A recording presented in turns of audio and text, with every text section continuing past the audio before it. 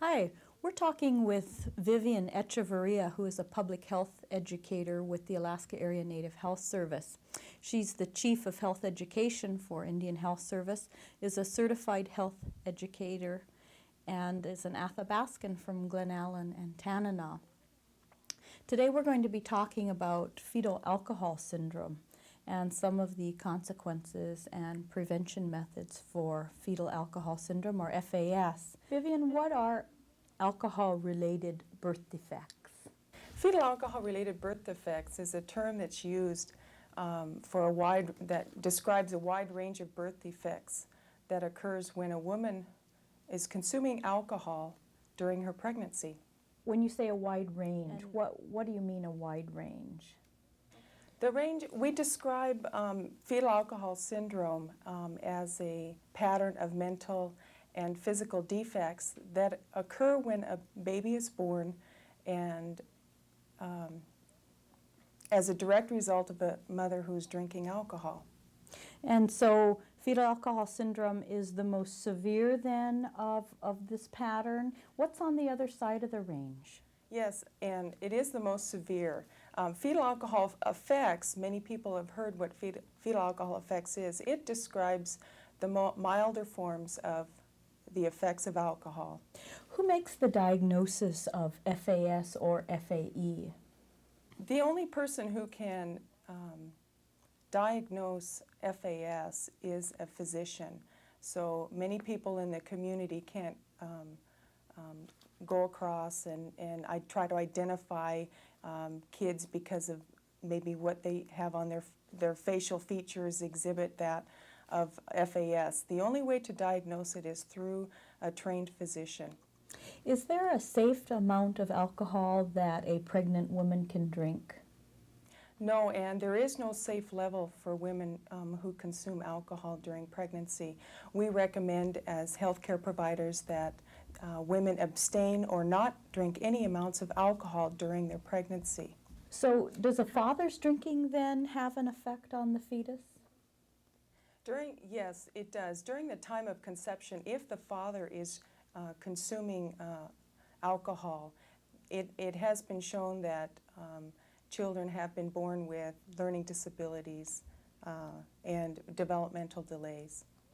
So where can prevention begin to help address this problem? I know that's something that you've been working on quite a lot over the past several years. Well, and there's not a really one approach to a prevention plan. It has to be an integrated involving the community. The community makes up a part of with the individuals, and the schools play a very important role.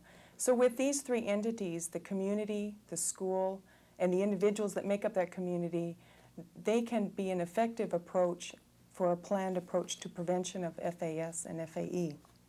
Vivian, so in summary, you've talked about an individual's responsibility, a community's responsibility, and the school and education system's responsibility. Do you have any other recommendations on preventing alcohol-related birth defects? Yes, I do. As a parent, I would recommend to all other parents that they teach their children about health topics, and if they need help or assistance or they don't feel comfortable, to seek out their regional health corporation, their health educators, or even their physician who provides care, or their community health aide. A few other suggestions would be to inquire about what is going on in your individual school or community. Find out, are they teaching issues regarding fetal alcohol syndrome? Are they teaching about nutrition? And is it a planned approach? Thanks a lot, Vivian. Today we've been talking with Vivian Echevarria, who's the Chief of the Indian Health Service Health Education Department for Alaska. I'm Ann Walker for Heartbeat Alaska and Alaska Native Health Board.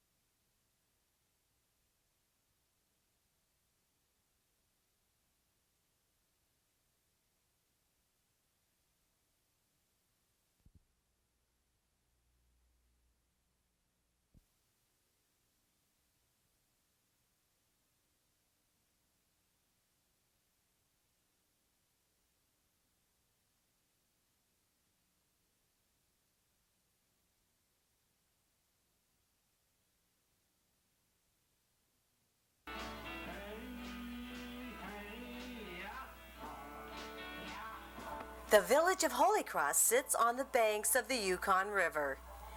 In 1888, Holy Cross was established as a Catholic orphanage and mission following a flu epidemic that devastated the native people around the state. Children from all over Alaska were sent to the mission, which closed in 1956. Today, 277 people have made Holy Cross their home, a unique village mix of Athabascans and Yupiks.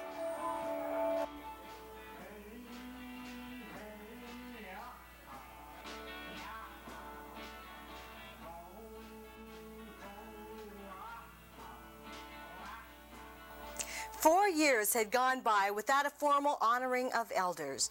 But last weekend, the villagers made up for lost time in grand style with Holy Cross Elders Day.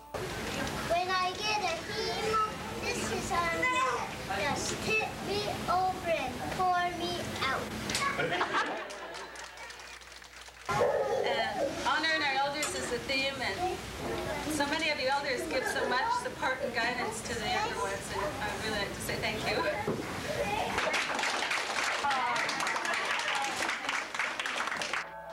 Around the same time that the mission was established in 1888, across the river, the old village site of Korofeski was eroding into the Yukon River. The villagers of Korofeski decided to cross the river around the mission site and settle in, which is now known as present-day Holy Cross. You see your name, huh? All the elders walked away with gifts, such as the jackets with their names on it. Athabascan and Yupik culture mixed once again on the potluck table. Everyone feasted on baked white fish, agudik, roasted moose meat, and fish strips. A banquet definitely worth waiting 4 years for. For Northern Lives, I'm Jeannie Green.